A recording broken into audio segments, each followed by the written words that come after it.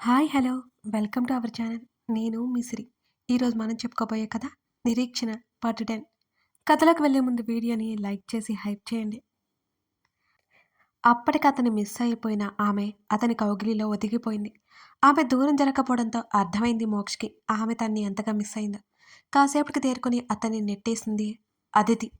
"నువ్వు పొరపాటు పడుతున్నావు. అలాంటిదేం లేదు" అని చెప్పి అతన్ని విడిపించుకొని కారులో కూర్చుంది. దిగులుగా అక్కడి నుంచి వెనక్కి తిరిగాడు. అప్పుడు చూసింది సరయు, మోక్షిని. Blue jean, red full sleeves టీ షర్ట్లో భలే అందంగా ఉన్నాడు. మొదటి చూపులో అతనికి అట్రాక్ట్ అయిపోయింది సరియు. అక్కడికి వచ్చేసరికి అతను వెళ్ళిపోయాడు. ఆమె మాట్లాడాలనుకుంది కానీ కుదరలేదు. మౌనంగా కార్ డోర్ తీసి లోపల కూర్చుంది సరియు.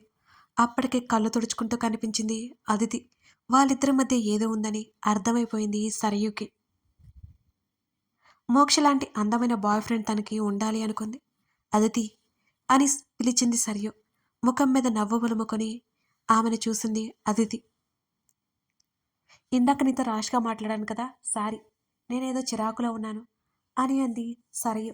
పర్వాలేదు సరియు, నువ్వే కదా అని నవ్వి కార్‌ని ముందుకు పోనిచ్చింది అదితి. సరయుకి అర్థమైపోయింది అదితి అమాయకురాలు అని. అదితి ద్వారా మోక్షతో పరిచయం పెంచుకోవాలి అనుకుంది. కాసేపటికి సరయుని ఒక హోటల్ ముందు డ్రాప్ చేసింది అదితి. థ్యాంక్స్ అదితి అని అంది సరయు. చిన్నగా నవ్వి మీ ఫ్రెండ్స్ ఎప్పుడు అని అడిగింది అదితి. వాళ్ళెవరూ రావట్లేదు. నేను మాత్రమే చూడ్డానికొచ్చాను. అలిసిపోయాను, రెస్ట్ తీసుకుంటాను. నీ నెంబర్ ఇవ్వు అని సరయు అడుగుతుంటే అదితి తెగ సంతోషపడిపోయి తన నెంబర్ ఇచ్చేసింది.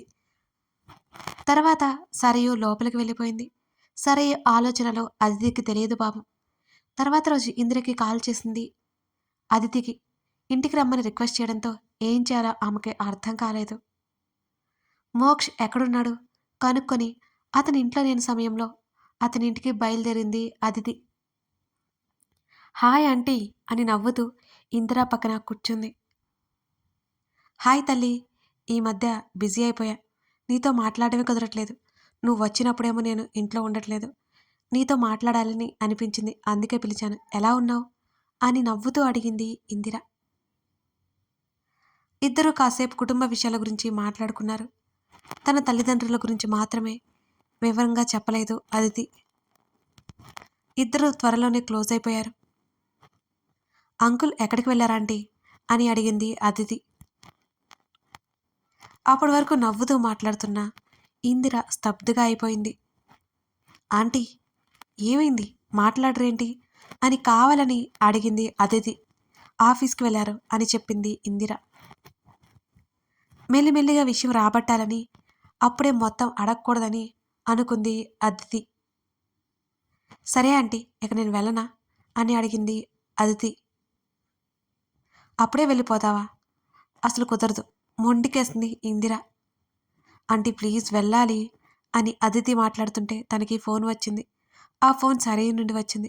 వెంటనే లిఫ్ట్ చేసి చెప్పు సరియు అని అడిగింది ఆమె. అదితి స్టమక్ పెయిన్గా ఉంది. I want medicine, please come fast అని అడిగింది సరియు. కంగారు పడిపోయింది అదితి.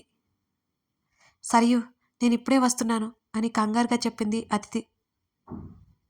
వెంటనే కాల్ కట్ చేసి బ్యాగ్ తీసుకుంది. అప్పటి వరకు ఫోన్ సంభాషణ విన్న ఇందిర ఏమైందిరా అని అడిగింది కంగారుగా. తన చెల్లి అని చెప్పుకుంటే సరయుకి ఇష్టం ఉండదని తెలిసి ఫ్రెండ్ అని చెప్పి హోటల్కి వెళ్ళాలన్నట్టు మొత్తం ఇందరితో చెప్పింది అదితి. ఇప్పటికే చీకటి పడిపోయింది. ఉండు, నేను మోక్షకి కాల్ చేస్తాను, నీకు తోడుగా వస్తాడు అని చెప్పింది ఇందిర. మోక్ష వస్తే మళ్ళీ అతని మాటలకి తన మనసు లొంగిపోతుందని భయపడి పర్లేదండి నేను వెళ్తానులే అని కంగారుగా చెప్పింది అదితి. నువ్వాగు, ఇక్కడే ఎక్కడో ఉండే ఉంటాడు వాడు అని వెంటనే కొడుక్కి కాల్ చేసింది ఇందిర. వెంటనే రప్పించింది కొడుకుని. తన ఇంట్లో ఉన్న ప్రియసఖిని చూసి దెబ్బకి షాక్ అయి సంతోషపడిపోయాడు మోక్ష్. విషయం చెప్పింది ఇందిర. అదితితో పాటు హోటల్కి బయలుదేరాడు మోక్ష్. కార్లో ఏమీ మాట్లాడలేదు అదితి. చెల్లి గురించి కంగారు పడుతోంది ఆమె. కంగారు పడుకో అన్నట్టు ఆమె చేతి మీద తట్టి కారు వేగం పెంచాడు మోక్ష్. ఇద్దరూ హడావుడిగా హోటల్ లోపలికి వెళ్లారు. సరియు రూమ్ నెంబర్ కనుక్కొని అక్కడికి వెళ్లారు ఇద్దరు. విచిత్రంగా డోర్ ఓపెన్ చేసి ఉంది. బెడ్ పక్కన ఉంటే కింద పడుకుని దొర్లాడుతూ ఉంది సరియు. చెల్లిని అలా చూసి భయమేసింది అదితికి.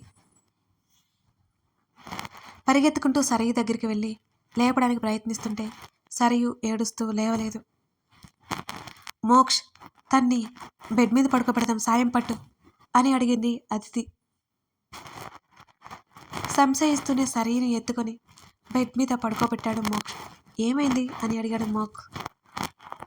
అతన్ని ఇబ్బందిగా చూసింది సరియు.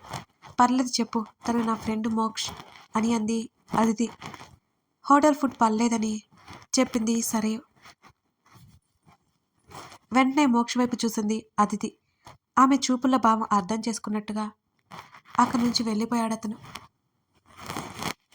కాసేపటి తర్వాత ఒక కవర్తో అక్కడికి వచ్చాడు.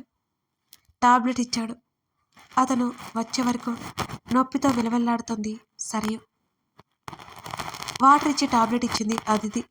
టాబ్లెట్స్ వేసుకున్న అరగంట తర్వాత కొంచెం కుదుట పడింది సరియు. ఇప్పుడు ఎలా ఉంది అని ఆప్యాయంగా అడిగింది అదితి. బాగున్నట్టు తల ఊపింది సరియు. ఎన్ని రోజుల నుంచి ఇక్కడ ఉంటుంది తను అని అడిగాడు మోక్ష్. వారం రోజులుగా ఉంటోంది అని చెప్పింది అదితి. వారం రోజులేగా, ప్రాబ్లం లేకుండా సడన్గా ఇప్పుడు ప్రాబ్లం రావడం ఏంటి అని అడిగాడు. ఆ మాటకి నిజమే అన్నట్టు చూసింది అదితి. ఇవాళ బయట ఫుడ్ తిన్నాను అని చెప్పింది సరియు. అందుకే మన ఇంటికి రమ్మని చెప్పాను. ఈ హోటల్ ఫుడ్ ఇదంతా తింటూ ఎలా ఉంటావు అని అడిగింది అదితి. ఆ మాటకి మౌనంగా ఉంది సరియు. ఇప్పటికైనా వస్తావా అని చెల్లి వైపు ఆతృతగా చూస్తోంది అదితి. రాను అదితి, ఇక మీరు వెళ్ళొచ్చు అని చెప్పింది Sarayu. Sarayu, are you okay అని అడిగింది అదితి. అక్కడ డ్రామా జరుగుతున్నట్టు వినడం ఇష్టం లేక అక్కడి నుంచి బయటకు వచ్చేశాడు మోక్ష్. వెళ్తున్న అతన్ని చూసి డిసప్పాయింట్ అయింది సరియు. ఏం లేదు అదితి, ఇక్కడ ప్లేసెస్ చూడడానికి ఎవరూ తోడలేక బోర్ కొడుతుంది అని అమాయకంగా ముఖం పెట్టి చెప్పింది సరియు. నేను రానా అని అడగాలి అనుకుని ఆగిపోయింది అదితి. తన ఉనికి సరయుకు గిట్టదు. అదితికి ఆ విషయం బాగా తెలుసు. అదితి, ఇక్కడ ఉన్నన్ని రోజులు నాతో బయటకు రాగలవా అని సరయు అడిగింది. సరయు మాటలకి దెబ్బకి షాక్ అయిపోయింది అదితి. నువ్వు నువ్వు నిజమే అంటున్నావా అని సంతోషంగా అంది అదితి. అవునన్నట్టు తల ఊపింది సరయు. నువ్వు అడిగాక కాదు అంటానా అని సంబరపడిపోయింది అదితి. ఆలస్యం అయిపోయింది కదా, ఇంటికి వెళ్ళు, రేపు ఉదయం రా, మనం బయటికి వెళ్దాం అని చెప్పింది సరియు. అలాగే అన్నట్టు తల ఊపింది అదితి. మోక్ష్ కోసం అదితితో పాటు బయటకు వచ్చింది సరియు. కానీ అతను కనిపించలేదు. సరియు ముందు మోక్షకి కాల్ చేసింది అదితి. అతను గ్రౌండ్ ఫ్లోర్లో ఉన్నాను అని చెప్పాడు. ఇక సరియుకు చెప్పి కిందకొచ్చింది ఆమె. మోక్షని చూడ్డానికి బాల్కనీలోకి వచ్చింది సరియు. ఆమె చూస్తూ ఉండగానే అదితి మోక్ష్ కారులో కూర్చున్నారు. కారు ముందు కదిలింది. అప్పటి వరకు యాక్టింగ్ చేసిన సరియు రిలాక్స్డ్గా బెడ్ మీద వాలిపోయింది. మోక్ష్ తనని ఎత్తుకొని మంచం మీద పడుకోబెడుతున్న సీన్ పదే పదే గుర్తు చేసుకుంది సరియు. అదితికి ఎక్కడున్నావని మెసేజ్ చేయడంతో ఫ్రెండ్ దగ్గరికి వెళ్తున్నానని చెప్పింది అదితి. ఆ ఫ్రెండ్ ఎవరు అని సరియు అడగడంతో మోక్ష పేరు చెప్పింది. తను వచ్చే రోజు కారు దగ్గర ఉన్న అతనేనా అని సరియు అడగడంతో మొదట కంగారు పడినా ఆ తర్వాత ఫ్రెండ్ అని చెప్పింది అదితి. అక్కడికి వెళ్తుందని తెలిసిన సరియు మోక్ష కూడా ఉంటాడు అనే ఉద్దేశంతో మరో గంట తర్వాత మోక్ష వాళ్ళ ఇంట్లో ఉండడంతో అప్పుడు కాల్ చేసింది సరియు. ఆమె అనుకున్నట్టుగానే ఇద్దరు వచ్చేశారు. ఒకవేళ మోక్ష రాకపోయినా అదితి ద్వారా అతన్ని కలవాలనుకుంది సరియు. మోక్ష యాటిట్యూడ్ నచ్చేసింది ఆమెకి. కనీసం ఎదురుగా అమ్మాయి ఉంటే ఎవరు ఏంటి అని అడగలేదు. ఆ రెస్పెక్ట్ ఇంకా ఇంకా నచ్చింది. ఒకలాంటి రెక్లెస్నెస్ ఉంది అతనిలో. మోక్ష గురించి కలల లోకంలో విహరిస్తోంది సరియు. అప్పటి వరకు తనతో ఒక్క మాట కూడా మాట్లాడని మోక్ష ప్రవర్తన వింతగా తోస్తోంది అదితికి. మోక్ష్ చాలాసేపటి తర్వాత పిలిచింది. ఏంటన్నట్టుగా తల తిప్పి ఆమె వైపు చూశాడు. అప్పటికి కూడా ఆమెతో మాట్లాడలేదు అతను. "ఏమైంది? నాతో మాట్లాడట్లేదు. ఎందుకు?" అని అడిగింది. దీర్ఘంగా నిట్టూరుస్తూ, "నేను మాట్లాడితే నీ మీద నాకున్న ప్రేమ మాత్రమే బయటకొస్తుంది. నీకది నచ్చట్లేదు కదా! అలాంటప్పుడు మాట్లాడడం ఎందుకు?" అని సైలెంట్‌గా ఉన్నాను అని అన్నాడు మోక్ష్. అతనలా అనగానే ఏమీ మాట్లాడలేకపోయింది అదితి. ఆమె సైలెంట్ అవ్వడం చూస్తుంటే అసహనంగా అనిపించింది అతనికి. కారు సైడ్‌కి తీసుకుని బ్రేక్ వేశాడు అతను. "అదితి" అంటూ ఆమె వైపుకు తిరిగి ఆమె చేతులు పట్టుకున్నాడు. తల ఎత్తి అతన్ని చూసింది. "అసలేముంది నీ మనసులో?" అని అడిగాడు సూటిగా. దానికి బదులు చెప్పలేకపోయింది ఆమె. వారం రోజులు అతన్ని చూడకుండా ఉండలేకపోయింది. జీవితాంతం ఇక అతను లేకుండా ఎలా బ్రతుకుతుంది ఆమెకే తెలియట్లేదు. "మోక్ష్, త్వరగా ఇంటికి వెళ్ళాలి నేను. తాతయ్య వాళ్ళు కంగారు పడతారు నా కోసం" అని చెప్పింది అదితి. అప్పటికే విశ్వనాథ్ పెట్టిన ఇద్దరు గార్డ్స్ వాళ్ళ కారు రాగానే ఆగ్గానే దగ్గరికొచ్చారు. అదితి వైపు గ్లాస్ డోర్ మీద తట్టారు. ఉలిక్కిపడి అతని చేతిలో ఉన్న ఆమె చేతులు వెనక్కి లాక్కుని గ్లాస్ డోర్ దించి వాళ్ళ వైపు చూసింది ఆమె. అసలు వాళ్ళున్న సంగతే గుర్తులేదు ఆమెకు కూడా. "ఏమైంది మేడం?" అని అడిగారు వాళ్ళు. "ఏం లేదు. మీరు కార్లో కూర్చోండి. చిన్న ఫోన్ కాల్ మాట్లాడాలి" అని చెప్పి వాళ్ళను పంపించేసింది అదితి. వాళ్ళక్కడి నుంచి వెళ్ళిపోయారు. "ఎవరాళ్ళు?"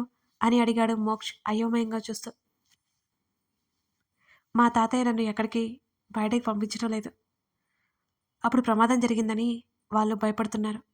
మీ ఇంటికి రావడానికి తాతయ్యతో మాట్లాడితే ఒక్కదాన్నే పంపించకుండా గార్డ్స్‌ని పంపించారు" అని చెప్పింది అదితి. ఆమె మాటలు అక్కడితోనే వదిలేసి, "చెప్పు అదితి, ఏం ఆలోచిస్తున్నావు? అసలేముంది నీ మనసులో? నా మీద ప్రేమ ఉన్నట్టే కనిపిస్తావు. చివరికి ప్రేమ లేదు పో అంటావు. కష్టంగా ఉంది నువ్విలా బిహేవ్ చేస్తూ ఇలా మాట్లాడుతుంటే" అంటూ హృదయం పైన చెయ్యి వేసుకుని చెప్పాడు మోక్ష్. అతని బాధ చూస్తుంటే తనకి కూడా బాధగా అనిపించింది. "చెప్పాను కదా! నాకు టైం కావాలి" అని అతని వైపే చూస్తూ చెప్పింది. "అదే ఎన్ని రోజులు?" అని దీనంగా మొహం పెట్టాడు మోక్ష్. ఆ మాటకి మౌనంగా ఉండిపోయింది ఆమె కూడా. "నెక్స్ట్ మంత్ లాస్ట్‌లో కెనడా వెళ్తున్నాను. ఆలోపు నీ మనసులో మాట ఏముందో చెప్పెయ్. అక్కడికి వెళ్ళిన తర్వాత నీకిక లైఫ్‌లో కనిపించను నేను. అసలు కనిపించాలో వద్దో ఆలోచిస్తాను. మళ్ళీ మళ్ళీ నిన్ను ఇబ్బంది పెట్టడం ఇష్టం లేదు నాకు" అని కార్ స్టార్ట్ చేశాడు మోక్ష్. అతడు కెనడా వెళ్తున్నట్టు మాట నిజమే.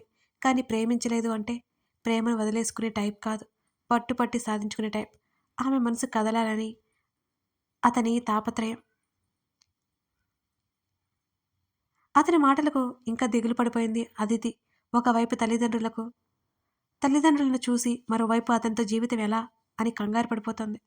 ఆమె ప్రాబ్లం ఏంటో ఇంకా అర్థం కావడం లేదు అతనికి. ఆలోచించుకోవడానికి టైం ఇవ్వాలి అనుకున్నాడు. నేరుగా వాళ్ళ ఇంటి ముందు కారు ఆపాడు మోక్ష్.